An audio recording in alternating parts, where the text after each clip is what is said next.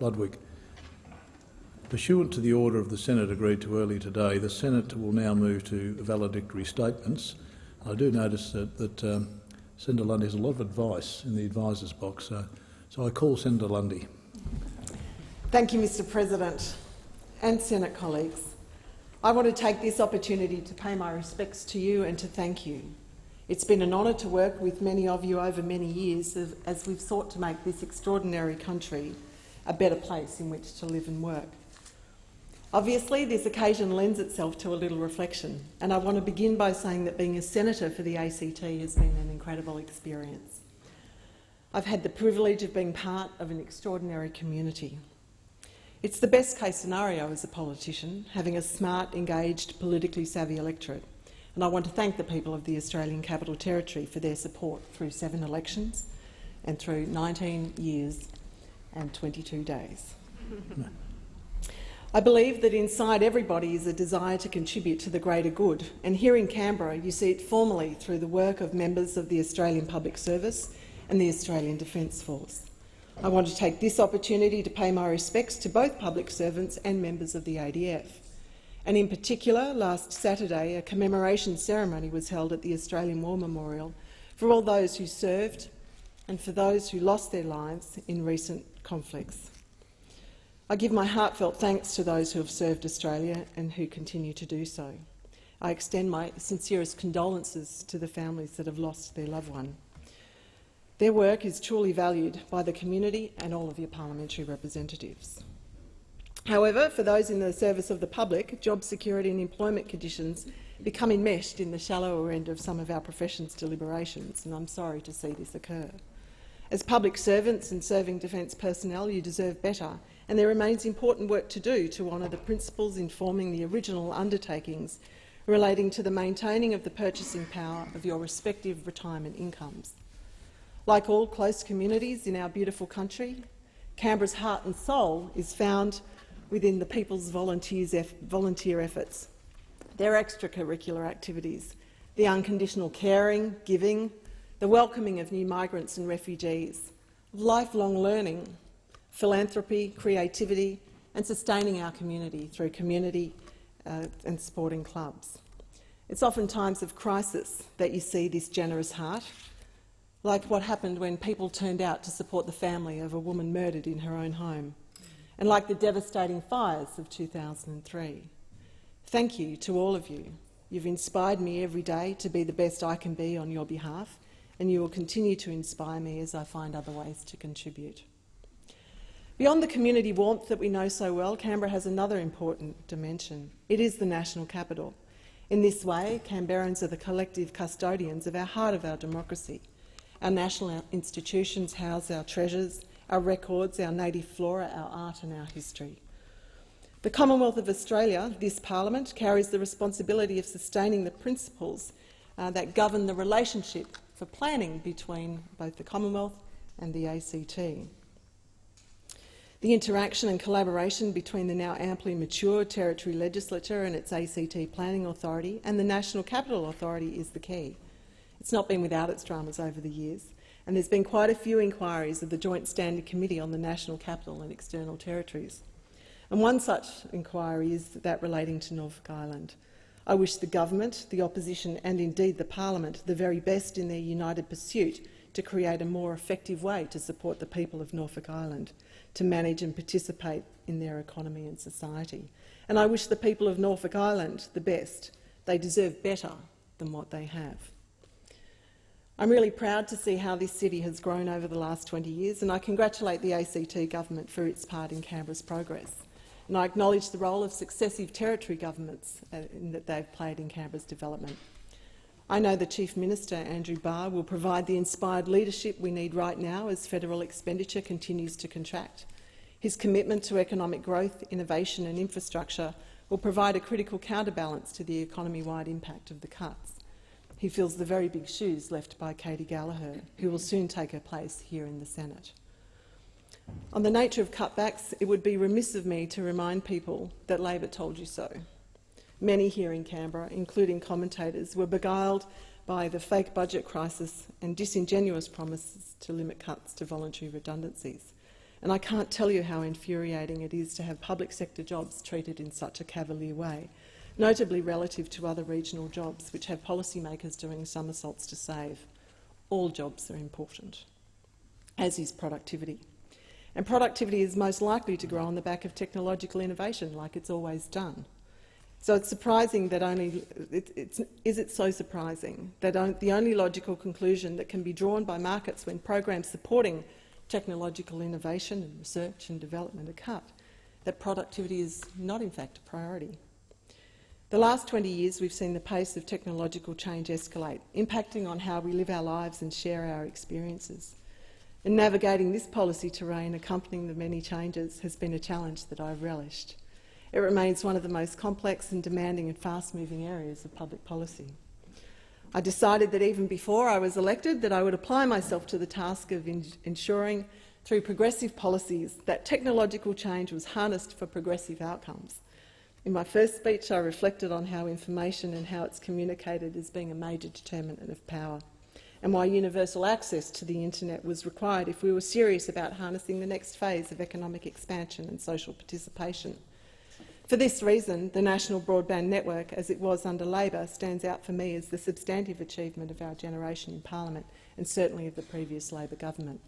It breaks my heart and offends my vision for this country to see the vision and now the plan so vandalised. I can say this with authority because I did much of the work exposing the underinvestment in Telstra's copper network during the Howard government in excruciating estimates hearings, back in the day when it wasn't unusual to sit till 4 a.m. I would race home for an hour's sleep, get up, get the children to school and do it all again. Unfortunately for Australia, the primary concern, that government's primary concern with comms and IT was maximising the return to shareholders through the sale of Telstra. As a nation, we lost ground, and I believe the fibre-to-the-premise wholesale NBN made this ground up. In contrast, the multi-technology mix model is a reversion. Why is the real NBN important? The internet is both an open platform of knowledge and the practical embodiment of distributed power, of democratic participation. The NBN is the pipe in which data flows, and if information is power, then now we could all have some, affordably, wherever we lived. It's my hope that my colleagues can find a path back to the real NBN, and I wish them well in this task. And yet I remember back in the late 90s when I was regaling my colleagues with ideas about the potential of the internet, I was told by one of them that the internet was indeed a fad, and that I would stuff up my career if I kept at it. Obviously I didn't listen, and you know who you are. One of my most shameless stunts was facilitated by Tom Worthington, the then president of the Australian Computer Society. In an elaborate exercise back in my first year as senator, we were the first people in the world to download a photo from a hot air balloon to the internet. That was no mean feat back in 1996. Mr. President, I believe in technology, I believe in the people that create it, and I celebrate the disruption that it causes. It can solve any problem, provided the problem is well understood and the ethical boundaries of any solution well defined.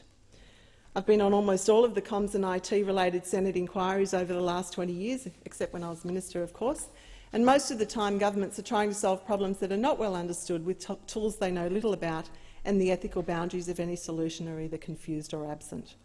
The responsibility for these things falls to the leadership group of any entity, be it Cabinet or in the private sector, the board. After all, good information is the precursor to making good decisions.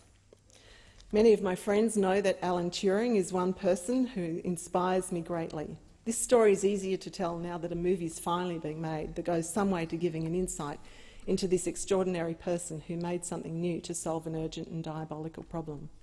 I draw on his personal journey for understanding the enablers for profound technological progress.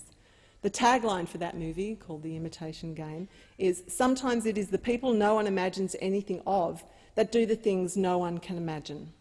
And it reminds me that our responsibility is to provide every person, regardless of gender, race, religion, socio-economic status, etc., with opportunity. How? Through education, and by removing discrimination in all its forms, and by encouraging creativity and original thought. If we can do this, then we have a society that can do anything.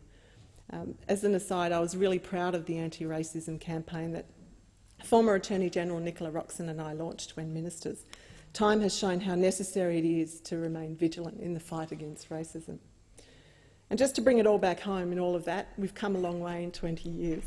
I bought my own PC and software in '96 and organised a humble dial-up service to be privately connected to my office here in Parliament House so I could build and update my own website.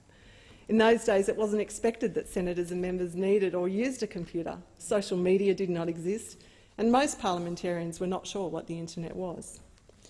Later, I remember hosting colleagues for what I called a breakfast for technophobes and explaining that their emails were all kept on servers for years for evidentiary use if required. People were shocked, outraged and ultimately happy to continue using the system because the amenity outweighed the risk. And since then, there have been many issues where outrage is expressed and people are still happy to continue using the system because the amenity outweighs the risk. Take the internet filter, interactive gambling, the metadata debate as examples where the devil is definitely in the detail and in the political projection of the problem. The inability to explain detail and the opportunism in the safety/security narrative fuels distrust in the perceived hidden agenda, the unintended consequence, the unethical or sinister motivation, and finally, the lack of transparency and accountability. With the exception of Labor's promotion of the internet filter in government, which I note that I opposed, that after we opposed it in opposition when I was the Shadow Minister, invariably it's left to Labor in opposition to do the hard yards on the detail of the new laws, to expose the hidden agenda, to remove the unintended consequences and prevent the sinister motivation, and by creating transparency and accountability within the regime. It's Labor that comes up with the frustratingly complicated compromise. And it's Labor that often gets wedged between the political projection of the extremes in the process. But it's Labor that puts evidence, not emotion, at the forefront of its deliberations. And it's Labor that is prepared to compromise for the sake of progress and in the interests of the public and the nation. In short, I believe it's possible to design solutions to solve a well-understood problem within well-defined ethical boundaries. I know that privacy and security can coexist in an accountable and transparent framework. And while the absence of a simplistic, pithy, yes-no position on such issues can be disappointing for many Labor supporters, it's a process that honours the standard and heritage of a party that acts in the national interest, not political self-interest or self-preservation. This approach has arguably kept us out of office for longer and in office more briefly. But for better or worse, this is modern Labor's narrative in an environment of ever-diminishing returns on the credibility of our political system. I thought people were cynical back in 1996. Relative to now, they were downright joyous in their participation in our democracy. At this relatively low ebb in the level of confidence in our political system, it was often the excitement and anticipation that new migrants and refugees settling in Australia that reignited my enthusiasm for our democratic system. And one of the most memorable of many extraordinary experiences of my time in public office was being Minister for Multicultural Affairs. I met people every day whose life stories would both shock and inspire. I met people every day in the settlement services sector who devoted themselves to the well-being and happiness of others. I met the most motivated social and business entrepreneurs, from humble startups to some of our most successful global corporations, with migrants often starting from nothing. Australia boasts the most amazing list of self-made women and men. I want a big shout out to go to our multicultural ambassadors, appointed to that role to reflect their leadership and contribution. These people were active in their own right within their cities, regions and communities, promoting, celebrating and contributing to community harmony, to making Australia's multiculturalism the best in the world. And if any of you are listening, then I think we should definitely have a reunion in a few months' time. To everyone in the multicultural and settlement sector, I offer you my thanks and heartfelt respect for the role that you play. I thought I knew a thing or two about multiculturalism, but it wasn't long before I realised how much I didn't know. I learned so much and grew as a person because of the time I spent in this portfolio. I also want to acknowledge the work of the Australian Multicultural Council, led initially by Andrew Demetriou and then Ralph Sulio and Gail Kerr, and all the members who gave their time, experience and intellect. The launch of the multicultural policy was one of the proudest single moments of my time as Minister. There are many ways to promote inclusion in society, and I believe sport is one of the most effective. Sport, in the broadest definition of the term, is one of Australia's strongest egalitarian platforms. It's part of our ethos as a nation that if you have talent, discipline and a dream, you'll be able to achieve it. We perform exceptionally well internationally, and given our small population for a couple of reasons, and they're all interlinked. First, we have a diverse population. Our first Australians, our Pacific Islanders who now call Australia home, and our multicultural character mean we can draw on a multitude of strengths. And I'm not saying that just because I'm sitting next to one of the most highly acclaimed Aboriginal sports people in Australia, by the way. Having Senator Peris here in the Senate is a reflection on her strength of character and political substance. Senator Peris is a fantastic role model in a multitude of roles and an inspiring woman of substance, and I'm proud to say a friend. In general, our diverse population is a core strength, but secondly, it only comes into play because Australia has the broadest possible participation base at the heart of our system of sport. Participation unlocks the opportunity to explore one's sporting potential. The high achievers, the sports stars, then inspire the next generation, and in this way, the relationship between sustaining the participation base and supporting high performance is inextricable. They go together.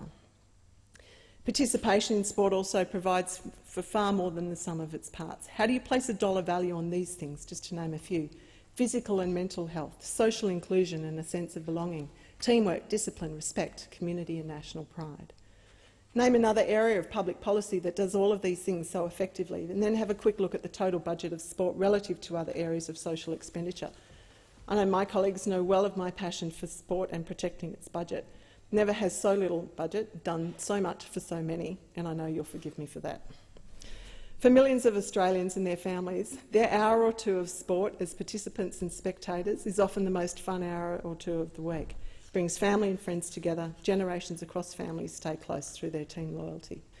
And we only need to look across the desk at Senator Conroy to see the absolute personification of a football fanatic. And we know you scored a hat-trick at last week's game against the SBS All-Stars.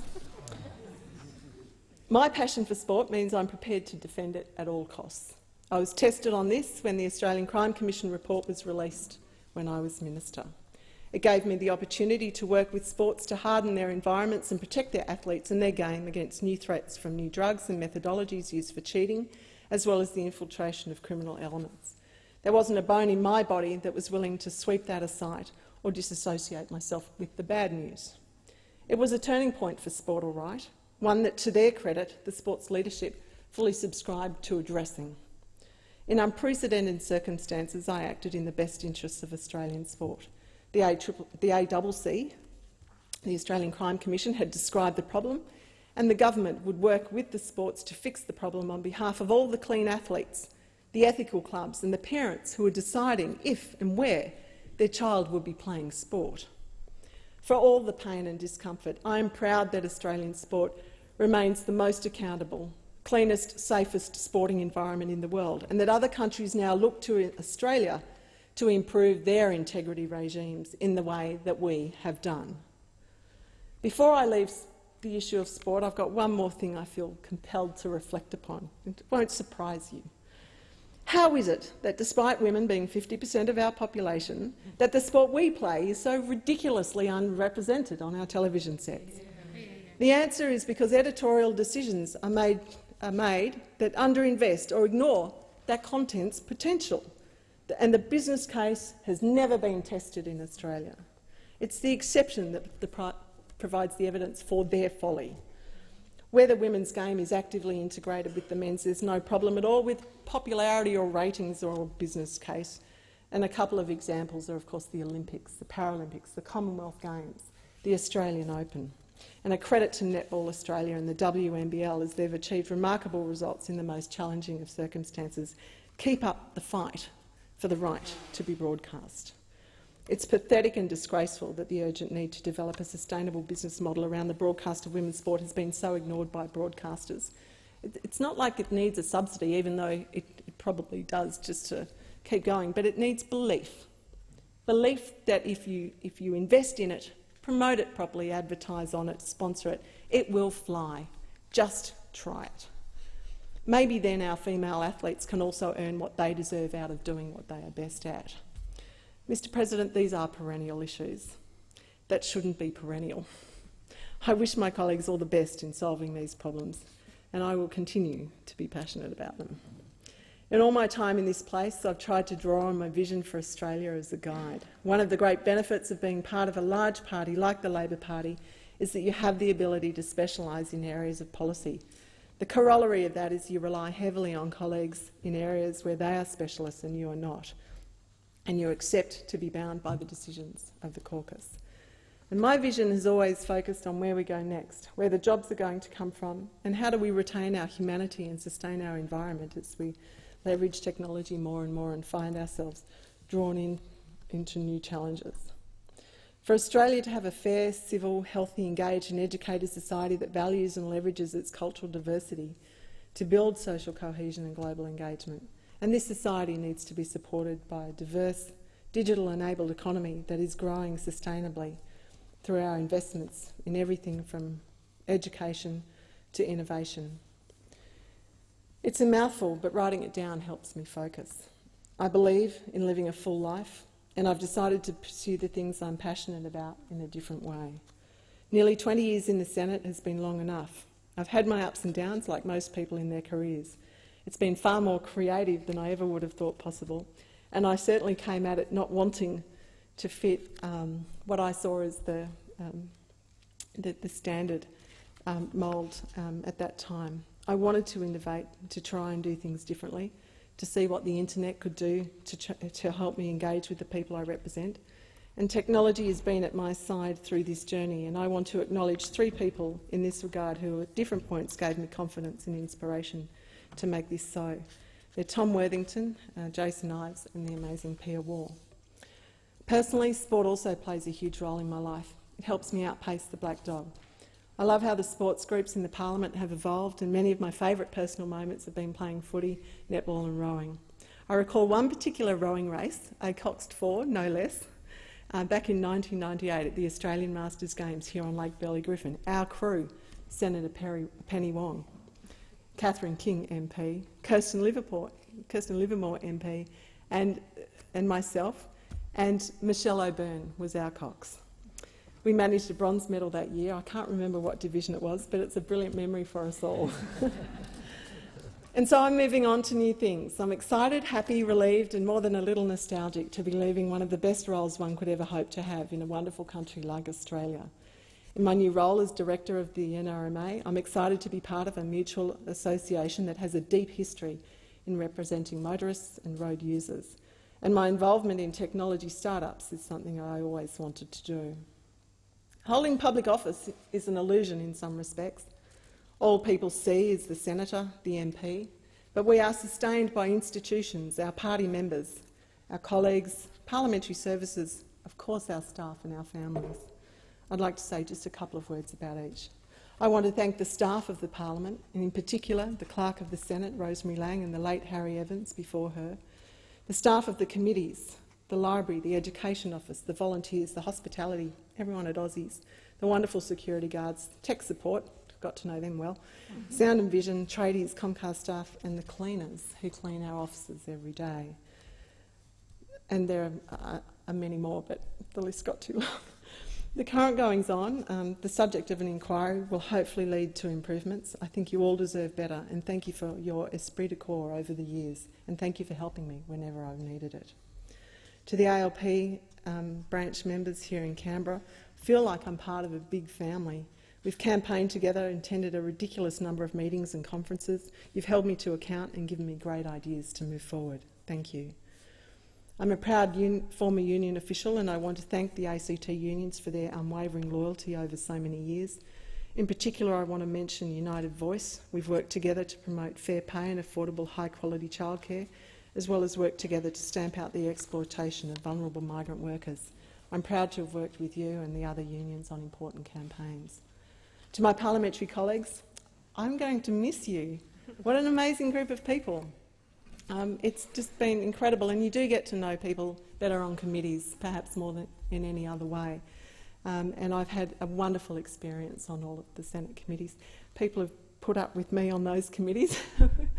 Often endless meandering questions, but I can assure you I had a plan. I want to mention and thank and acknowledge John Faulkner. He was my mentor, whether he knew it or not. I'm lucky to have made so many friends in the party and, of course, across party lines. To soon-to-be Senator Katie Gallagher, I couldn't be happier or prouder that someone of your calibre and standing is replacing me here. It makes me feel great knowing that you will be here taking your place on behalf of Canberrans. To you and your family, and to David, Abby, Charlie and Evie, I wish you all the luck in the world. To my staff, and I've had a lot over the 20 years, but I particularly want to mention my staff, Kate Ward, to Meg Martin and Taryn Langdon. They're all more than staff, and the rest of my staff too, my current staff and staff in my ministerial office, staff going back literally 20 years. We just can't do our jobs without you. It's what allows us to do our work with confidence, to get from place to place, to understand the complex issues we're being presented with. Thank you so much for your work. In particular, I'd like to wish Taryn and Ash the best for their birth of their first child, due in a mere 3 days. Taryn, you've been incredible in the latter stages of your pregnancy, helping wind things up in the office. Thank you so much. To my family keeps me grounded. They are so wonderful in ensuring that not only I keep my head firmly in the right place, but they've reminded me from time to time about what's real and what's not. And my late grandmother, Myra Barrett, who's now passed, used to ring me and tell me off if she saw me interjecting in question time. And it was like, oh, I didn't mean to. I was provoked. I was provoked, Grandma.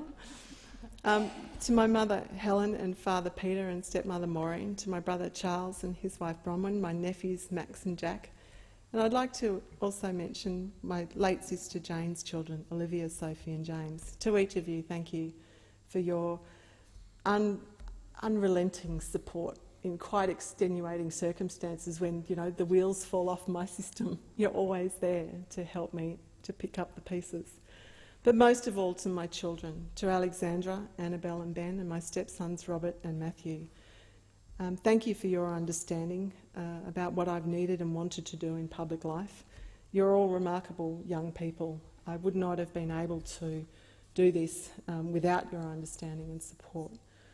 It's been an incredible journey, and today I say goodbye to the Senate, but I do so happily, inspired and feeling extremely confident that the challenges before you will not only be fulfilled, but to do it in a way that continues to inspire other people, the next generation of young people who look to our democracy and seek that inspiration. Good luck to all of you, and thank you so much.